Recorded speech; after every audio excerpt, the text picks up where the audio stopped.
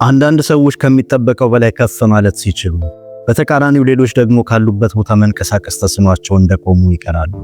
ይህንን ልዩነት በገንዘብ፣ በእድል ወይም በችሎታ ብቻ ማሳበብ አንችልም። እውነተኛው ልዩነት በአስተሳሰብ ነው። በሕይወት ማዕበል ወጀብ የማይናወጥ ልክ እንደ ዋርካ ዛፍ ስሩን ጥልቅ ያደረገ አስተሳሰብ። ይህ አስተሳሰብ ነው በችግር ውስጥ ጸንቶ የሚቆመው፣ በውስጡ ጥንካሬን የሚገነባውና ተራ ጅማሮችን ወደ አስደናቂ ቅርስ የሚቀይረው። ተመልካቾቼ፣ ዛሬ የዴንዝል ዋሽንግተንን በውጣ ውረድ የተሞላና አስተማሪ ታሪክ ለሕይወታችን ካለው አስፈላጊነት ጋር በማዛመድ እናያለን።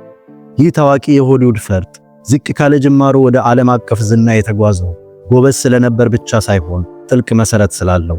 ይህ ታሪክ የሆሊውድ ተረት ብቻ አይደለም። ይህ ታሪክ ለሁሉም ነው። ለእያንዳንዱ ህልም ያለው ወጣት፣ ለእያንዳንዱ የህይወት ታጋይ፣ እንዲሁም ለእያንዳንዱ ሀገር ገንቢ፣ በሀገር ውስጥም ሆነ በመላው ዓለም ለሚገኙ ሁሉ።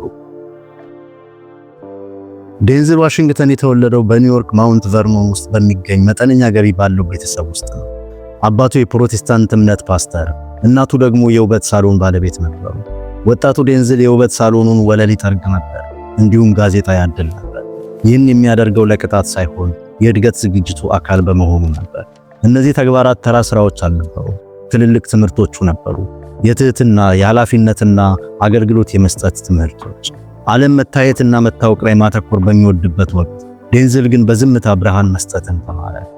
በአንድ ወቅት ግብ የሌለው ህልም ብቻ ነው፣ በመጨረሻም ብስጭትን ያስከትላል ብሎ ነበር። እነዚህ የልጅነት ኃላፊነቶች ግብና ዓላማ እንዲኖረው ረዱት። በዲሲፕሊን ውስጥ ክብርን ተመለከተ። ልክ የዋርካ ዛፍ ወደ ሰማይ ከፍ ከማለቱ በፊት ስሩ በጥልቀት ወደ መሬት እንደሚዘረጋው ሁሉ የሱም ማንነት ማንም ሳያየው በመሰራት ላይ ነበር።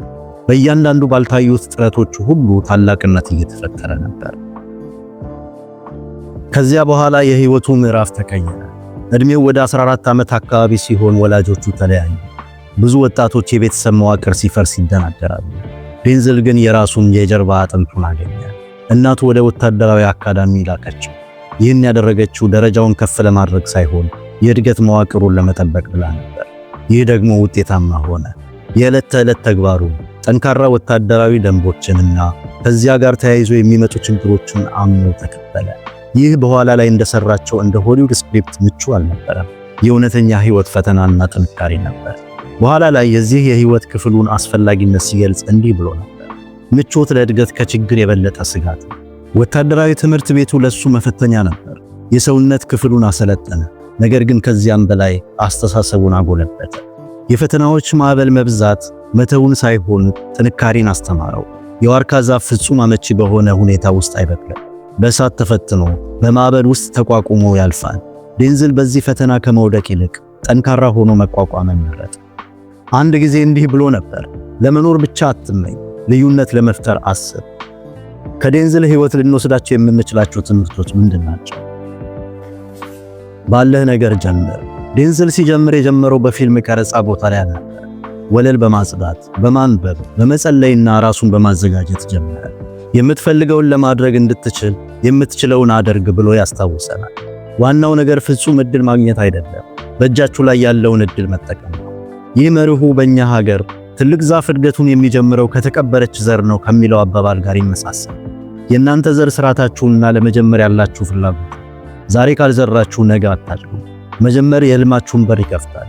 አሁን ጀምሩ፣ ከትንሽ ጀምሩ፣ ነገር ግን ከዓላማ ጋር ጀምሩ። ስርዓት የእድገት መሰረት ነው። የወታደራዊ ትምህርት ቤቱ ለዴንዝል ከማዕቀፍ በላይ ውስጣዊ ጥንካሬን ሰጠው። ዴንዝል እንዳለው ስርዓት በግብና በስኬት መካከል ያለ ድልድይ ነው። ግብ የሌላቸው ህልሞች ከህልምነት አያልፉም ሲል ያስጠነቅቃል እና በመጨረሻም የብስጭት ምንጭ ይሆናሉ በማለት ይደመድማል። ስርዓት ለብዙዎቻችን ተወዳጅ ላይሆን ይችላል፣ ነገር ግን ዘላቂ ለሆነ ስኬት ብቸኛው መንገድ ነው። ማንም ሳያያችሁ የምትሰሩት ስራ፣ ለግባችሁ የምትከፍሉት ዋጋና የምትታገሱት ትዕግስት የውስጥ ጥንካሬያችሁን ይገነባል። የአንድ ዛፍ ስር ወደ ጥልቅ እንደሚሄድና ቅርንጫፉ ከፍታው እንደሚጨምር ሁሉ የእድገት መሰረታችሁ የሚገነባው በጸጥታና በወጥነት ነው። ታማኝነት ታዋቂ ከመሆን በላይ ነው።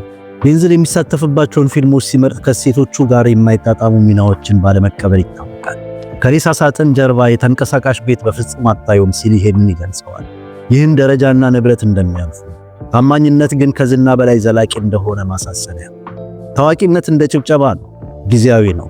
ታማኝነት ግን እንደ ዋርካ ዛፍ ስር ሁል ጊዜ የጸና ነው። የሌሎች ሰዎች አስተያየትና ይሁንታ ላይ ሳይሆን በውስጣዊ መርሆቻችሁ ላይ ስትመሰረቱ የውስጥ ሰላማችሁን ትጠብቃላችሁ። ታማኝነታችሁን ለራሳችሁ ከጠበቃችሁ ምርጫዎቻችሁ የወደፊት ሕይወታችሁን ይፈጥራል ይለናል። በእምነትና በዓላማ ኑሩ።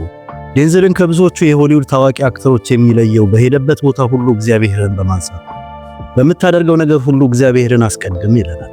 እምነት ለዴንዝል ቅዳሜና እሁድ ብቻ የሚደረግ እንቅስቃሴ አይደለም፣ የሕይወት መሠረቱ ነው። በአንድ ወቅት በእያንዳንዱ ቀን በአመስጋኝነትና በመጽሐፍ ቅዱስ ንባብ እንደሚጀምር ገልጾ እምነት ዓላማ ወይም ሌላ ነገር ልንለው እንችላለን። ነገር ግን ሕይወታችንን ከገንዘብ በላይ በሆነ ነገር መምራት ይኖርብናል። ዓላማችሁ እንደ ኮምፓስ ሆኖ በጨለማ ውስጥም ቢሆን መንገዳችሁን ይመራችኋል በማለት ይህን ይገልጻል። ረዣዥም ቅርንጫፎች የሚመጡት ከጥልቅ ስርና እምነቶች ነው። በዓላማ ስትራመዱ ማዕበሎችም እንኳን ቢሆኑ ወደ ስኬታችሁ እንድትጓዙ ያግዟችኋል። ለእድገት ስትሉ ምቾት ማጣትን ተቀበሉ። ዴንዝል ከሚታወቅባቸው ፓወርፉል መልእክቶች አንዱ ቁርጠኝነት ከሌለ በፍጹም አትጀምርም፣ ወጥነት ከሌለ በፍጹም አትጨርስም የሚለው ነው። ይህ የአሸናፊዎች አስተሳሰብ ነው። ነገሮች ሲከብዱ መተው ቀላል፣ አሸናፊዎች ግን ይጸናሉ፣ ይላመዳሉ እናም ያድጋሉ። ንስር ወደ ማዕበል ውስጥ ይገባል እንጂ ከማዕበል አይሸሽም፣ ምክንያቱም የማዕበሉ ንፋስ ከፍ እንደሚያደርገው ያውቃል።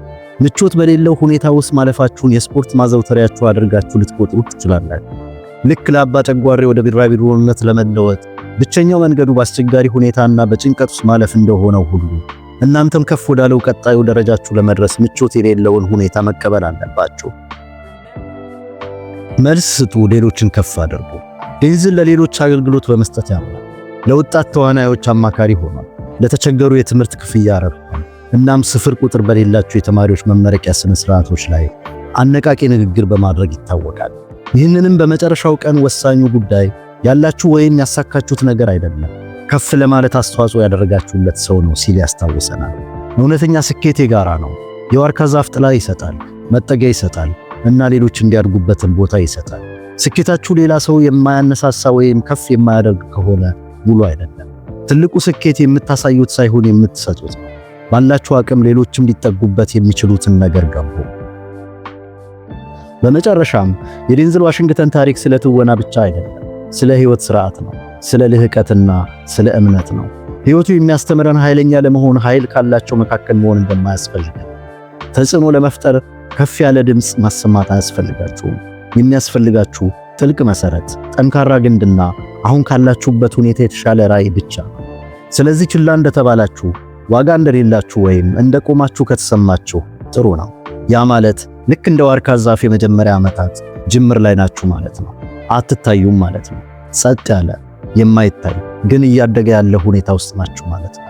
እናም አንድ ቀን ወደ ላይ ስትወጡና ስትታዩ ድምፃችሁን አጥፍታችሁ ከመሬት በታች ለምን ያህል ጊዜ ስትዘጋጁ እንደነበር ማንም አያም። ለተጨማሪ አስተሳሰብ፣ የገንዘብና የትርጉም ታሪኮች የዋርካ ጥበብን ሰብስክራይብ ያደርጉ። በጥበብ በዓላማና በብርታት አብረን እንጀግ።